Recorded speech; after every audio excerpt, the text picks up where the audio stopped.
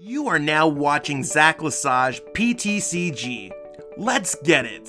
Yo, what's poppin' YouTube? Welcome back. Today we are going to be covering over our week 2 of the meta breakdown in April. So if you haven't been watching this series, let me explain exactly what we're doing. I'm bringing to you my top 10 personal decks each week and kind of explaining where they grow in the metagame, why they're growing, why they're entering into the top 10, why they're exiting out, what's going on in our meta. So for me, if you don't know, I am a professional Pokemon TCG player. I run this YouTube channel, have my Discord server, do coaching full time, and I play way too much Pokemon. So hopefully my insight here is valuable to you as you play in online events, learn the game, and just understand Pokemon in general. You don't necessarily have to be the most competitive player to enjoy my content. I try to make it digestible for everyone, but it should certainly help you if you are looking to up your game a little bit. So if you're looking for any of the cards to complete your decks online, maybe one of these decks or something in the list below, the lists are in the description by the way, go to PTCGO plug in code ZLesage5 to save 5% on your next order of codes. And if you haven't already, subscribe to the channel. We're currently on the road to 3,000. I'm literally this close and I think we can make it there. Currently on our way to the moon, one of the fastest growing YouTube channels. So if you haven't subscribed yet, we totally love to have you. That being said, let's jump into our number 10 deck, see exactly what's going on to kick it off. So starting off with our number 10 spot, we do have Mewtwo Welder. So Mewtwo Welder was previously number 9 on this list, so it did drop a little bit. That's probably going to be fine, and decks could drop 1 or 2 spots depending on how the deck plays. Now, Welder has done some stuff, but most recently it did make top 16 at the Limitless Major with Elkovo de Weavile, placing very highly with the deck. Now, one thing that should be notable about this deck has really 2 versions. One that plays more Aurora energy with a bunch of different techs that can be copied with Mewtwo and Mew's perfection ability. That would include techs like Vileplume GX. They do play V Pokemon such as Galarian Surfetch, just really ways to counter the metagame. This version has been seeing a lot more success, and that's why we're changing our list on this video to this version. More of a fire psychic based, just really going with the dual type. You do have the Incineroar GX if they do attack into your Mewtwo and Mew GX to do some extra damage with its Darkest Tornado attack. So it's one of those things where this deck just copies Pokemon from the discard pile or in play if they're a basic Pokemon, using a lot of very powerful attacks with Welder and just kind of vibing with that. You have Heatran GX that you can attack with, or Reshizard if you really need just a strong fire type Pokemon. So it's kind of like half Firebox, half Mewtwo, and that's why it's really good. Welder decks are just typically good, and this one seems to just be acceptable for this format. Honestly, I think this deck might see a little bit more success in the future, depending if we see some more like Luke Metal decks or ADP seeing more success, but right now with E-Turn being in the format and other decks like Mad Party, this deck just seems to have a tough time right now, so it's probably going to hover around the number 10 spot for the foreseeable future. Jumping into our number 9 spot, we have Mad Party. Mad Party wasn't listed on our top 10 decks last week, and that's really because as the format's really changed, as Rapid Strike Urshifu becomes more and more of a dominant force, and Psychic type decks such as Mewtwo and Mewtwo Victini try to counter that deck, Mad Party's like, hey yo, those Pokemon are weak to Psychic type. Let's go after them with a Poltegeist. We're also a single prize card deck, so we're good against most other single prize card decks too. Most recently, the deck did come first at the Limitless Major with Caropon, yes, the person that kind of brought Lapras back, winning the whole event. And we also had Caquim make top 8 at that event. So it's really one of those things, where does Mad Party really sit? I think on this list it's a little bit slow, or a little bit low I should say. It's one of those things where I looked at the results from the Dino Data. Check out the website, by the way, awesome website, the dinodata.app website that is. Mad Party just seems that it's just starting to see more success. So I think on the cusp of this week, we're going to see Mad Party shoot into superstardom as Rapid Strike Urshifu continuously dominates events and really proves it to be like the tier 1 deck. Now do be careful with Mad Party seeing success. We're also going to see more success for E-Turn, and I think that's where we're getting with the Psychic Fighting Dark kind of metagame, where it's like E-Turn has a positive matchup against most decks that beat Rapid Strike Urshifu and most of the metagame. Mad Party has a great matchup against Rapid Strike Urshifu and most of the metagame. Rapid Strike Urshifu has a good matchup against most of the metagame, but not Psychic Weak decks. So you can see how we kind of have a metagame triangle. So even if you do play Mad Party, you do got to watch out for the metagame. Watch the trends on where E turns at any given moment. If E turns low, it's probably going to go up a little bit more. So right now, number 9, but I do expect this deck to kind of skyrocket. I do like the Bruno in this deck, being able to shuffle and draw for single prize card Pokemon. I'd like to see that in a few more Mad Party decks, because it's certainly just kind of working as a 5th draw supporter, making this deck a little bit more consistent in these best of 1 tournaments. So if you're a little bit new to the game, Mad Party here, you discard Mad Party Pokemon and your discard pile, and you do a whole bunch of damage for a twin energy or a triple acceleration energy if applicable. You just set up and discard Pokemon. Pretty simple, pretty fun, but certainly effective in this meta, and it's certainly going all the way up. Coming in at our number 8 spot, we have another previously non-listed deck, and that is Victini VMAX. So last week we saw Victini Mewtwo take all the shine from this deck, and a lot of people are stripping this deck down to the bones, playing it kind of like Centiskorch VMAX in this format. So Centiskorch VMAX is spiritually turned into Victini VMAX because for 2 energies you're doing 220, which is a lot more than what Centiskorch VMAX can be doing. You see the same techs of Cramorant V, Heatran-GX, Reshizard, Volcanion, and this deck virtually plays the exact same. The one thing that it does have going for it, since it only plays 2 copies, or it requires 2 energies, for max victory, you can do a lot of damage very quickly, not always requiring on Welder, which does allow you to play Marnie. This deck has a bunch of cool tricks available into it, and it's a very basic deck to be playing, so I think it's one of those things where this deck's going to hover within the lower half of our top 10 list going forward, but it's a solid play at any given point, and it kind of has this middle of the road approach to the format that seems quite strong, and I do like myself a fire type deck. So what does this deck do? Basically, you just power up max victory and target down your opponent's V and V max Pokemon with boss orders to do damage. If they don't play a lot of V and V max Pokemon, you could snipe Pokemon like the Dedenne-GX on the bench with Cramorant V, you could do a lot of damage with Heatran-GX, or just smoke them with a Double Blaze GX on a Reshiram and Charizard GX. Overall, this deck's simple to play for a Welder deck, and it's probably more, it's better positioned than a Mewtwo Welder kind of deck. There are other variants of this deck, so techs are going to vary a little bit. I have seen versions that play Crushing Hammers, but this version I think is a little bit better. I did go through the meta breakdown on Dino Data, went through the deck, and kind of combed into kind of the perfect orchestrated list. So we'll see how it goes, but I think this list is probably appropriately placed right now in our current metagame. Coming in at number 7, we have a deck that's kind of fallen down the ranks a lot. It was previously number 2 last week, and that was coming off of Gamer Aloe's huge win at the Chill TCG Winna Beach tournament. So this is one of those decks where it's been doing okay. It got a 3rd place finish at Krolo's event ran by Anti. I don't know, it's one of those things where this deck, I think it's very good. I don't think a lot of people really like playing this deck. I think they're kind of trying to discover new decks like Rapid Strike Urshifu, trying to discover new ways to play PikaRom, Victini Mewtwo. I mean, I was spending a lot of last week playing Single Strike Urshifu. I took this deck to my team challenge in the top 128, and I was able to advance undefeated with my team against a store in Texas. So it's one of those things where I've been playing this deck. I've seen success with this deck. It's something that I'm heavily consider playing this upcoming week.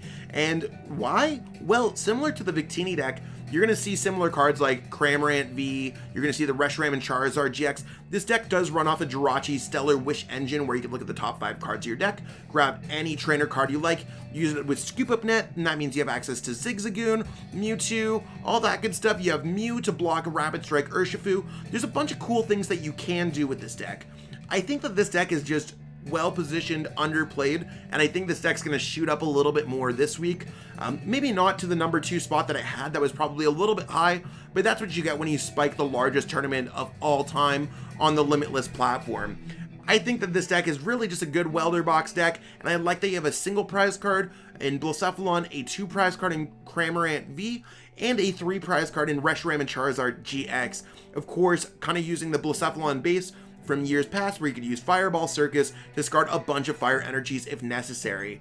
Overall, this list seems really tight, pretty much figured out at this point because it is one of those archetypes that we've been seeing success with for a while now. So, I don't know, give it a try if you want.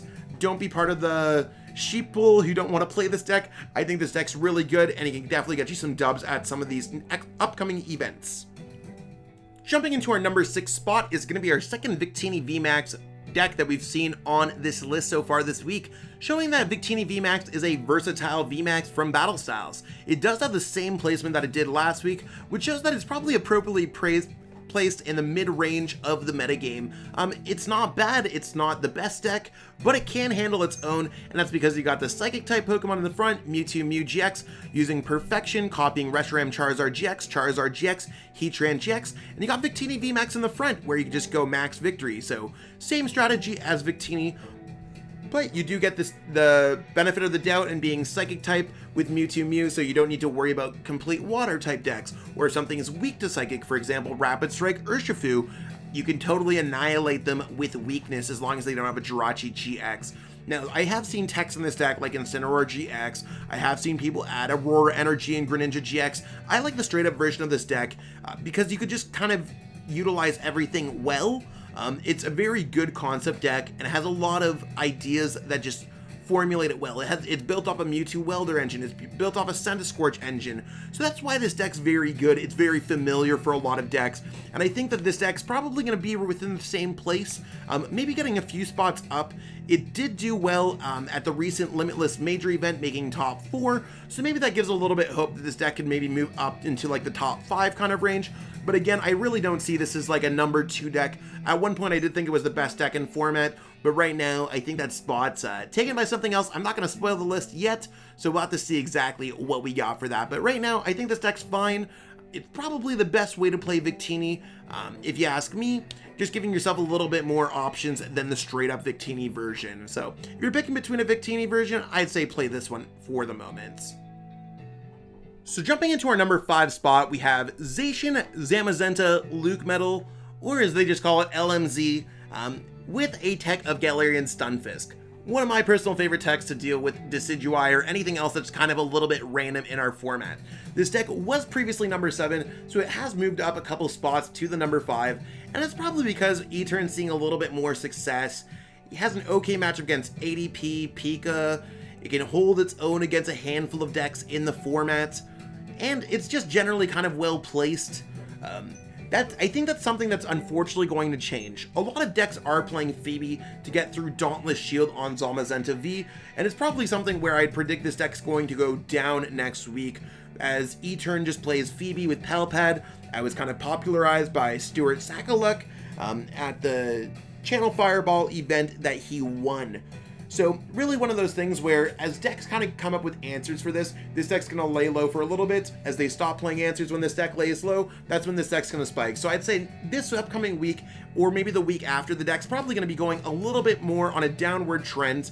And if you're wondering what this deck does, you got Zacian V, which you could use Intrepid Sword to accelerate energies, draw cards, and do a lot of damage with Brave Blade.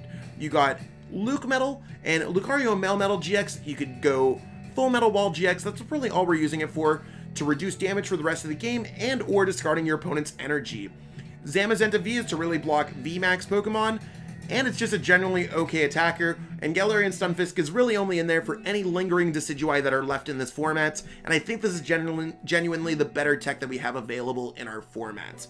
Beyond that, this is very much based off the list that my good friend Joshua Sutherland has been crushing it with, probably the most consistent Luke Metal player in our game. So overall, just kind of having a bunch of cards that either prolong the amount of attacks that you can get with Mallow and Lana, bringing up your opponent's Pokemon with Boss's Orders, or stalling them a turn by using Lily's Pokédoll to take a hit.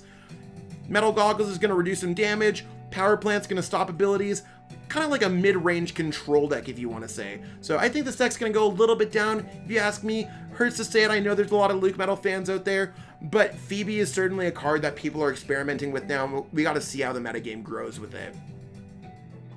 Next up, we got PikaRom in number 4, and this is the deck that I used to win the Players' Cup 2. It's still kicking to this day, months later. It was previously number 3, so moving down a spot is going to happen as the metagame kind of shifts and adjusts. Maybe some decks might be better positioned, but this deck is currently very much a top 5 deck in our format.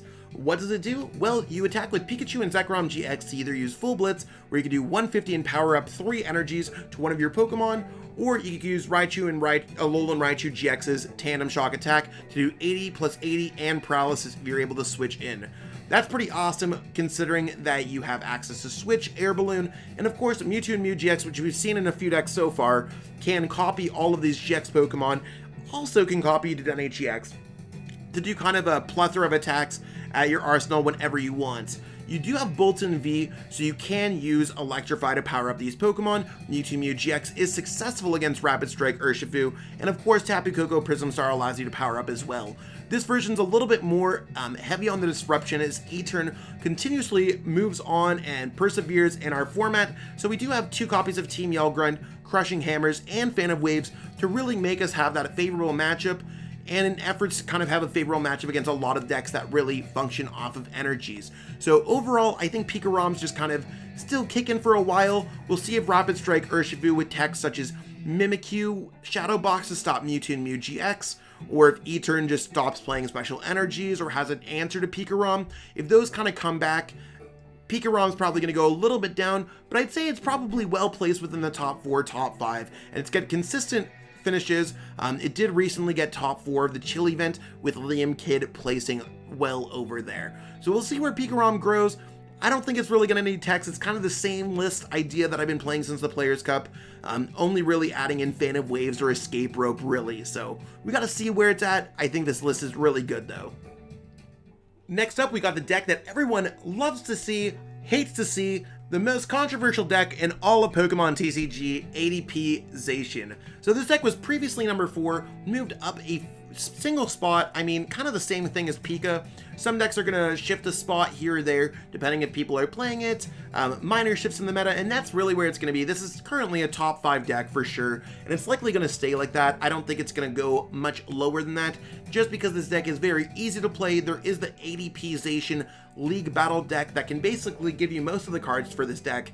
And, I mean, this deck is just very powerful. The main strategy using Altered Creation GX to attach a metal and water energy very early on in the game, doing an additional 30 damage, drawing an additional prize card, which means you really have to knock out 2 GX or V Pokemon. Hence the boss game where you can use Boss Orders, or Boss Orders Great Catcher to knock out a Dedenne-GX or a Crobat or an Eldegoss, a whole bunch of support Pokemon, not even focusing against your opponent's main attackers. So really using ADP to get the Altered Creation GX off, you're doing good if you can get the Ultimate Ray off for 180, powering up a Zacian V and attacking. Zacian V is there to attach metal energies with its Intrepid Sword ability. You're able to Metal Saucer to power up Pokemon very quickly, and Brave Blade can do a lot of damage and can knock out a lot of tag teams with the copy of Rusted Sword. Overall, I think this deck is just really powerful. This list is very well constructed, and you have the answers against everything. Now, H/V is going to be a really good tech against Decidueye decks and Altaria and random things that you might run into. You might not necessarily need it. It might be better to run a Mewtwo and Mew GX as a Psychic type attacker that can copy Mawile GX against Rapid Strike Urshifu, or maybe you want to add an Empoleon V, have a good matchup against Victini. This deck is really versatile in how you want to build it, and I have covered a lot of these different iterations on my channel before, so I'd say keep on experimenting with this deck. It's a really good choice. I think it's going to be a great one for the next few weeks, especially if you're a little bit confused at how the metagame's shifting. This is one that's going to be a really good middle of the road, giving you a large chance to win a lot of games. Jumping into our silver medalist spot, we got Eternatus VMAX, who was previously our number 1 last week, so it's only shifting 1 spot. So if you haven't guessed it already right now, I don't want to spoil it. We'll see what our number 1 deck is right after this. But Eternatus VMAX, the deck that's been kind of pounding it out since Darkness Ablaze was released, using Eternatus VMAX's ability to give yourself up to 8 bench spots as long as they're Dark type, and then really doing extra damage with its Dread End attack. 270 damage for 2 energies is absolutely bonkers.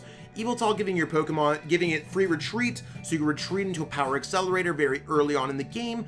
You got Galarian Zigzagoon to add extra damage counters, single prize card Yveltal against decks like Mad Party, and of course Eternatus VMAX can hit heavy against a lot of these Pokemon in format. Really consistent basic deck. The only really spice that's coming here is a copy of Chaotic Swell to help out against fire type decks that are running Giant Hearth. You got a copy of Phoebe, so you can use, you can go through anything that's stopping your VMAX attacks, such as Decidueye or Zamazenta V's Dauntless Shield, or anything like that. You also have Pal Pads, so you can get it back. That's really where we cut up Boss's Orders for, and a couple weakness cards to do well against the Urshifu and fighting type decks that are seeing success right now. This deck has been hot for a long time. It's still hot. Probably going to stay within the top 3 decks after this week. Just very well positioned, kind of in that dark, fighting psychic triangle that I've been talking throughout this video. And I mean, I think at some point it might go a little bit down, at some point it might go a little bit up. Very easy to play deck. I have covered it many times on my channel, so I recommend checking out those videos, learning a little bit more about this deck, because it's going to be important for the next few months until Chilling Reign comes out.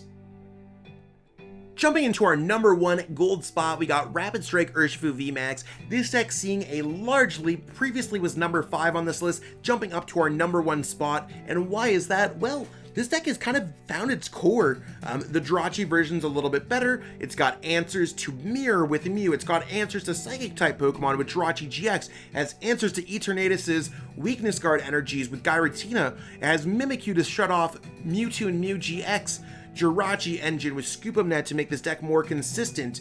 It's Rapid Strike Urshifu VMAX using its first attack very similar to Golisopod GX or Raichu Alolan Raichu's Tandem Shock. Its second attack very similar to Pikachu and Zekrom GX's Tag Bull GX or Reshiram and Zekrom's just attack where you can snipe. I think this deck has a lot of answers, and it has very well positioned typing and matchups in this metagame. It has answers with Phoebe and Mewtwo, so that you can attack through things like Lucario and Melmetal GX, and you can attack through Zamazenta V and Decidueye. I think there's a lot of really good things going on for this deck right now, and it's very difficult to play, very hard to master, and I think that's why it's seeing so much success, because top players can play this deck to much success. Now, of course, there's going to be some random matchups. I found that Corviknight VMAX has a randomly favorable matchup against this deck. That doesn't mean that Luke Metal wouldn't have a better matchup, but as players experiment and this deck gets targeted in the number 1 spot, I can only see it going down a little bit because Mad Party is out there, it's on the prowl,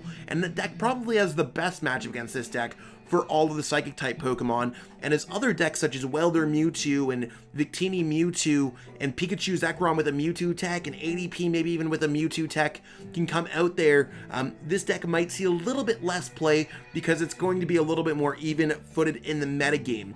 So I think this deck's going to continuously see success in the next upcoming week. This is the best version of the deck, more consistent than the Octillery, more consistent than the Minccino Chinchino, more consistent than the version that plays Celebi. I think it's one of those things where this is kind of the it list, Phoebe being the one questionable card, but we have to see exactly where that might see success or not. I think this deck is just absolutely bonkers, and I highly recommend, if there's one deck that you want to learn how to play after Battle Styles, try this deck, because it's just so difficult to play at times, so many decision-making processes that it can absolutely help you grow as a player. I've covered this deck on the channel, and I've played in a few online events myself, so be sure to check those out, but right now, this deck is where it's at, and that's where our number 1 spot is going to land this week. And that's what we got going on for this video today, peeps. I mean, it's one of those things where we have Rapid Strike Urshifu that's kind of climbing up the charts because E-Turn was just so good. E-Turn's still doing really good because it's well positioned in the metagame. Of course, its only real bad matchup is going to be Rapid Strike Ursh and a couple single prize cards. But talking about single prize cards, we do have Mad Party and some Psychic decks just kind of soaring their way, climbing through and figuring out the metagame. So we might see those really go.